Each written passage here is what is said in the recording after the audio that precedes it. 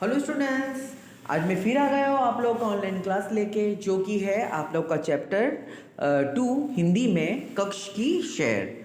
तो आइए हम देखते हैं कि इसके अंदर क्या लिखा हुआ है।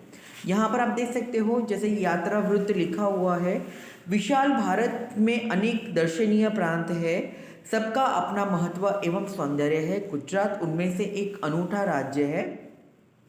गुजरात का एक विशिष्ट जिला है कच्छ, जो गुजरात का अत्यंत रमणीय प्रदेश है। यात्रियों के लिए कच्छ आकर्षण का केंद्र है। उसका पौराणिक महत्व भी कम नहीं। अनेक दर्शनीय स्थलों के विविध्य के कारण इसे म्यूजियम संग्रहालय कह सकते हैं। तो यहाँ पर आप देख सकते हैं कि गुजरात के बारे में यहाँ पर बहुत अच्छी सी जानकारी दी है कि हर एक राज्य में घूमने लायक स्थल तो है। उसी तरह से यहाँ पर क्या है, जो गुजरात में भी क्या है, जो कच्छ है वो भी एक घूमने का जो जगह है, वो एक बहुत ही सुंदर और आकर्षण है। कच्छ में प्रवेश करते ही हमें रेगिस्तान के दो भाग देखने को मिलते हैं, एक छोटा रेगिस्तान और दूसरा बड़ा रेगिस्तान। इन दोनों रेगिस्तान में जैसे कोई लक्षण ही नहीं दिखाई देता, रेत कहीं नज़र नहीं आती, अंत यह अनूठा रेगिस्तान है। यानी जैसे हम कच्छ में जब घुसते हैं, यानी हम एंट्री लेते हैं, तो वहाँ पर ही क्या है कि हमको रेगिस्तान के दो भाग दिखाई देते हैं, जो कि यहाँ पर रेगिस्तान यानी दो भाग में बटा हुआ है, लेकिन उसके लक्षण कोई नहीं दिखाई देते। क्यों? क्योंकि वहाँ पर रेत का कोई नामो निशान नहीं है। अंत ये एक अनूठा यानी अलग अलग प्रकार का रेगिस्तान है। साम सिख्याली के हम कच्छ के प्रवेश द्वार कर सकते हैं। कच्छ की यात्रा यहीं से आरंभ होती है। यह से उत्तर दिशा की ओर यात्रा का प्रारंभ होता है। रापर से धोलावीरा पहुंचते ही हमारी प्राचीन संस्कृति मोहेंजोदड़ो का स्मरण हो जाता है। यहाँ स्थान 5000 वर्ष से अवशेषों का अंत है। इस प्राचीन नगरी में दर्शन से ही हमें चकित कर जाते हैं। हमें प्राचीनता में आधुनिकता के दर्शन होते हैं। तो यहाँ पर क्या है, प्रवेश द्वार यानी कह सकते हैं कक्ष का। और यहाँ पर जैसे ही हम घुसते हैं, वहाँ पर प्रारंभी उत्तर दिशा में प्रारंभ धोलावीरा पहुँचते हैं। वहाँ पर एक संस्कृति का एक अलग ही स्मरण है, जहाँ पर क्या है 5 वर्ष का अवशेष यानी है वो अंत है। एक प्राचीन नगरी वो एक प्राचीन आधुनिकता का दर्शन देती है। सामखियाली से पश्चिम की यात्रा करते भचाऊ नगर आता है, जो बड़ा गांव है जैसे नगर। वहाँ से गांधी धाम औद्योगिक कारखानों का शहर है। यहाँ सिद्धि प्रजा पाकिस्तान से आकर स्थायी हुए हैं। गांधी धाम आदिपुर में गोपालपुरी उद्योग के कारण विकसित हुए दिखाई देते हैं। आदिपुर में गांधी स्मृति तथा पास ही कंडला बंदरगाह का बड़ा महत्व है। कंडला का विकास यहाँ का प्रजा के लिए महत्वपूर्ण है। तो यानी क्या है कि वहाँ से पश्चिम के तरफ हम जाते हैं तो भचाऊ आता है, जो जहाँ से क्या है हम गांधीग्राम की तरफ जाते हैं। तो गांधीग्राम में क्या है, औद्योगिक कारखाने, यानी जो औद्योगिक कारखाने वहाँ पर बने हुए हैं, जो कि एक गांधी धाम के लिए क्या है एक अलग ही है। और वहाँ पर क्या है कंडला बंदरगाह है, जिसका क्या है वहाँ पर बड़ा ही महत्व है। कंडला से दक्षिण की ओर भद्रेश्वर अति प्राचीन जैन यात्रा धाम है।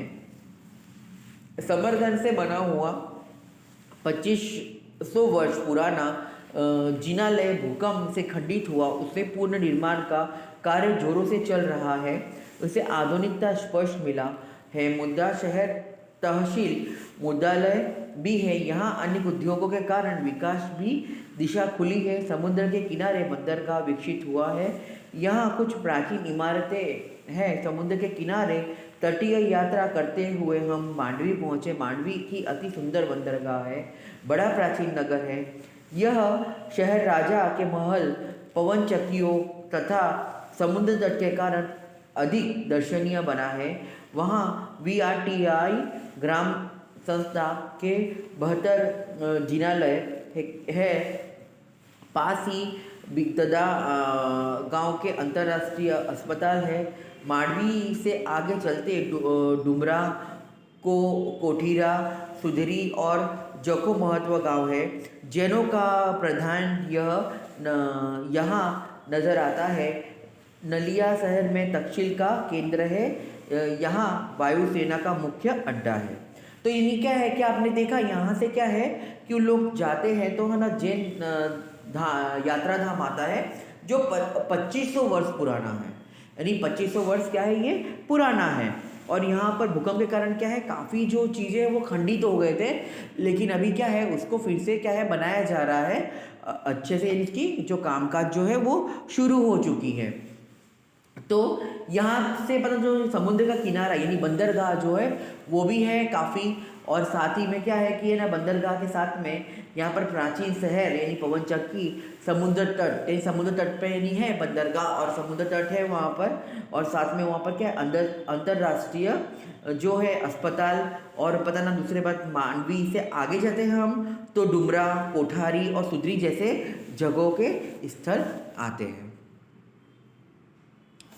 नालियों से 1 घंटे की यात्रा करने के बाद नारायण सरोवर अति प्राचीन पौराणिक धार्मिक स्थान आता है। इस स्थान को रामायण काल का माना जाता है। वह कोटेश्वर नामक दर्शनिक मंदिर है जहाँ से रावण गुजरा था। यह पूरे भारत का प्राचीन स्थान माना जाता है। सर्वोदय और सूर्यास्त दर्शन यहाँ का बड़ा आकर्षण है। तो यानी यहाँ पर क्या होता है कि नलिया से 1 घंटे की यात्रा करते हैं तो वहाँ पर नारायण सरोवर आता है जो अति पौराणिक और धार्मिक है। क्यों? क्योंकि रामायण काल के समय में जो कोटेश्वर दर्शन के मंदिर के वहाँ से क्या है रावण गुजरे थे, इसलिए वो काफ़ी महत्वपूर्ण है। और वहाँ पर सूर्योदय और सूर्यास्त का भी बड़ा आकर्षण बनता है। नारायण सरोवर से आगे की यात्रा में लखपत जाता है तो अति प्राचीन स्थल है। गुरु नानक की चरण रंज से पावन इस भूमि पर गुरुद्वार है। एक समय का समुद्र शहर आज जीवावस्था में होते हुए भी दर्शनीय है। यहाँ एक किला है जिसके बगल में पनद्रो खनिज संपत्ति के लिए प्रसिद्ध है। साथ ही विरुद्ध निर्माण का यह केंद्र है। यानी क्या, नारायण सरोवर से आगे क्या है, एक लखपत आता है। वहाँ पर एक प्राचीन स्थल है जहाँ पर गुरु नानक की चरण रज के पावन इस भूमि पर गुरुद्वार है। एक समय समुद्री के जीवावस्था में यहाँ पर दर्शित कहा जाता है। और यहाँ पर क्या है, साथ ही विद्युत निर्माण का एक केंद्र भी है। लखपत से मध्य कक्ष की ओर बढ़ते हुए हाजी पीर मुसलमानों के लिए एक श्रद्धा का केंद्र आता है। यहाँ पीर की मजार है। रेगिस्तान की झांकी यहाँ से होती है। रास्ते में माता का मठ नामक धार्मिक स्थल है जहाँ नवरात्रि के पर्व पर लोग पद यात्रा करते हुए श्रद्धा भाव के दर्शनार्थ आते हैं। आगे नख यात्रा प्राकृतिक नज़ारों का केंद्र बना है। रास्ते में चक्ष पुनेश्वर मंदिर बढ़ाया जैसे मनोहारी प्राचीन संस्था है। तो यहाँ पर क्या, लखपत से मध्यम जो कक्ष है वहाँ पर हम जैसे ही पहुँचते हैं तो वहाँ पर जो है वो मुसलमानों का एक श्रद्धा का धाम है। वहाँ पर रास्ते में माता का मठ भी आता है जो एक धार्मिक स्थल है। यहाँ पर नवरात्रि का पर्व भी मनाया जाता है और श्रद्धालुओं पद यात्रा करके वहाँ पर जाते हैं। वहाँ से अब कक्ष का मुख्य केंद्र भुज आते ही उनके वैभव का परिचय होता है। आयना महल, प्राग महल, टावर, स्वामीनारायण मंदिर, हिल गार्डन, हिमीसर तालाब, भुजिया पहाड़, लोक संग्रहालय, विश्वविद्यालय आदि के दर्शन करके हम आनंद ले सकते हैं। सन 2001 में भूचाल ने इसे खंडित किया तो लोगों ने उसे नए स्वरूप से पुनर्निर्माण करने और सुंदर शहर बना दिया। यानी क्या है, अब कक्ष के हम मुख्य यानी मेन जो मुख्य केंद्र है वो भुज में है जो वैभव का परिचय देता है। उसमें आयना महल, प्रग महल, टावर, स्वामीनारायण मंदिर, हिल घाट, हिमरेश्वर तालाब, भुजिया पहाड़, लोक विश्वविद्यालय आदि वहाँ पर है। 2001 में जब भूचाल में खंडित हुआ तो उसको क्या है, लोगों ने फिर से इसको निर्माण कर दिया है, उसको बना दिया है।